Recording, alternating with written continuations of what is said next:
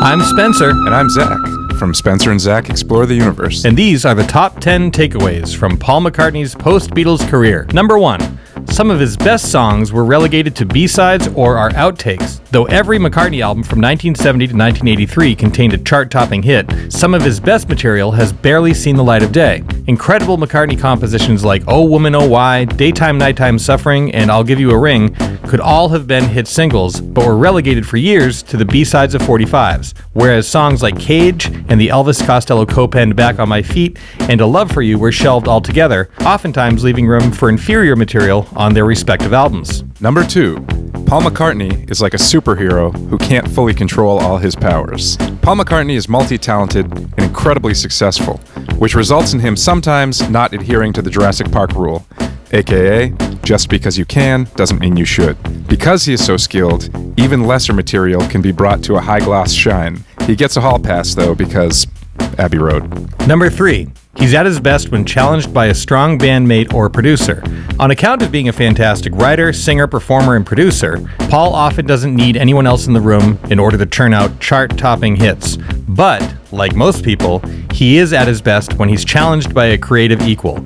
His work generally shines most brightly when he's working with the likes of John Lennon, George Martin, Jeff Emmerich, Linda McCartney, or Nigel Godrich. Number 4. Started a new band from scratch in full view of the public eye.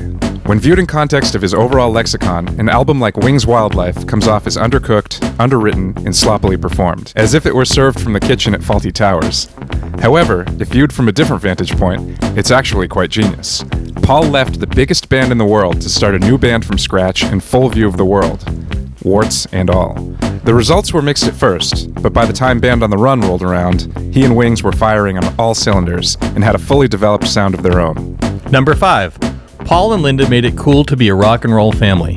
The marriage of Paul and Linda was on full public display from I Do. After leaving the Beatles, Paul fully invested in his family life, to the extent of including his famous photographer wife in the band with no prior music experience. The albums featured photographs of the family, tour buses overflowed with kids, and much to the chagrin of the often bitter rock and roll press, Paul and Linda showed that you can both pack arenas and be good parents. Number 6. Aside from the core trio, Wings had a hard time holding down a solid lineup. Wings went through almost as many bandmates as Spinal Tap. At one point or another, Wings boasted the drumming and guitar talents of Denny Sewell, Jeff Britton, Joe English, Steve Hawley, Henry McAuliffe, Jimmy McCulloch, and Lawrence Juber, with Paul filling in on guitar and drums in between each lineup change, most notably for the recording of Band on the Run, Wings' greatest critical and commercial success. You just can't keep a good Beatle down. Number 7. Critics were unfairly savage to Paul McCartney for most of his albums. Critics destroyed nearly all of Paul's first solo endeavors, with even the affable Ringo Starr saying, quote, "I feel sad about Paul's albums. I don't think there's one good tune on the last one. He seems to be going strange." End quote. Critics laid into Paul with statements like, "He broke up the Beatles for this? Are McCartney's records deliberately second-rate, rushed, defensive, badly timed, and over-publicized? It's almost as if a line had been drawn in the sand, and people were either allowed to like John or Paul." Paul's albums have aged really well, though he didn't really end up finding consistent, retroactive favor with the critics, until which point he had established himself as a legacy artist. As John Lennon said, "Time wounds, all heals." Number 8. Paul didn't learn his lesson with Magical Mystery Tour. Give My Regards to Broad Street is a disaster. All Beatles fans know two things. The album Magical Mystery Tour is excellent. The movie is not. Aside from a couple inspired sequences, the film rambles and generally falls apart under its own weight.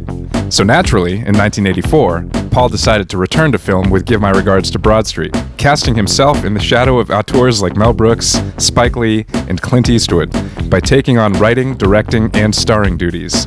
The resulting film, though not completely without its charms, is definitely deserving of its 21% tomato meter score.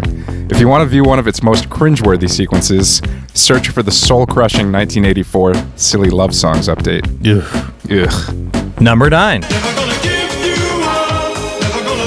Number 10. His best solo material keeps pace with the best Beatles material. It's seemingly popular to dismiss McCartney as corny or cheesy, which in some instances is fair. It's true that albums like Press to Play and London Town do not show our hero at his best. However, masterpieces like McCartney, Ram, and Band on the Run all sit shoulder to shoulder with his best work with the Beatles. Come on, fight me. Hey, do you agree with our list? Make sure you leave a comment in the comments below so we can ignore it. Also, remember to like, share, and subscribe to this channel because that's what people say you should do. If you don't like what we had to say, leave it in the comments below. We'll still ignore it, and you should still like, share, and subscribe. For a more in-depth conversation about Paul McCartney's solo career, download the Spencer and Zach Explore the Universe podcast, available on all major platforms. And remember, there's no room for dessert until you finish your vegetables. Okay, bye! Bye!